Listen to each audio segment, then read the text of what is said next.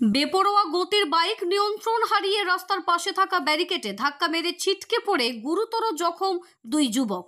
ঘটনাটি ঘটেছে মঙ্গলবার দুপুরে বড়াবাজার পুরুলিয়া রাজ্য সড়কের গোরসাই এলাকায়। হেলমেট না থাকার কারণে মাথায় গুরুতর আঘাত লাগে দুই যুবকের।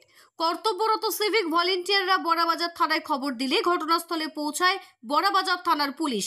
দুজনকেই উদ্ধার করে প্রথমে বড়াবাজার ব্লক প্রাথমিক স্বাস্থ্য কেন্দ্রে নিয়ে যাওয়া হয়। সেখানে প্রাথমিক চিকিৎসার পর উন্নত চিকিৎসার জন্য তাদেরকে পাঠানো হয় পুরুলিয়া দেবেন মাহাতো গভর্নমেন্ট মেডিকেল কলেজ ও হাসপাতালে।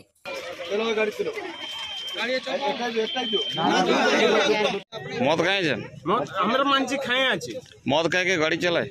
গাড়ি চালাই না দাদা। আমরা পশ্চিমবঙ্গ সরকার তথা পুরুলিয়া জেলা পুলিশ বারবার আপনাদেরকে সচেতন করছে, তো কেন গাড়ি চালায়? আমরা মানছি করেছি। শোনো, তোমার আমরা নেশাও করে আছি, মানছি। কেন নেশা করেছেন? শুনো আমার কথা শুনো। কেন করবেন নেশা? শুনো না, আপনি কেন নেশা করবেন? দাদা শুনো আমার কথা শুনো, তারপর তুমি বলবে। আজকে আপনার জায়গায় যদি আরো অন্য কারো বিপদ হতো কি হতো? দাদা শুনো, আমি একটা কথা বলবো। কোথায় বাড়ি? কোথায় বাড়ি? বড় আমার এখানে সামনে। বড় কোথায়? কোন গ্রাম? সামনে। কোন নাম কি গ্রামের?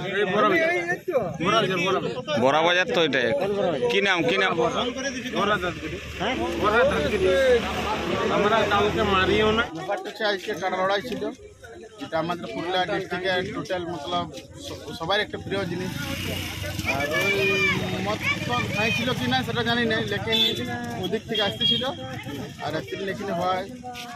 আর এখানে আমাদের যেখানে সিভিক ছিল এখানে চকটায়, ওরা দেখে এখান থেকে থানাওয়ালাকে ফোন করে, থানাওয়ালায় ওরা দুজনকে নিয়ে যায়। ওরা নাকি শুনছি যে পানকেটির বটে এখানে। আমরা ভাবি যে মদ খায় গাড়ি চালাটা মানে অনেক খারাপই আর কি বটে, তাই না? মদ যদি খাতেই হয় তো ঘরে নিয়ে যায় করে খাওয়া, ওটা কোনো দিক্কত নাই। লেকিন এরকমভাবে কোনো জায়গায় যাওয়া, যাইয়া করে খাওয়া, আর এরকম রোড রাস্তা যাওয়া যে 15 কিলোমিটার আমরা মদ খাই যাবো, এটি বহুতই খারাপ। আর নিজের জন্যই নাই, আর অপরের জন্য বটে।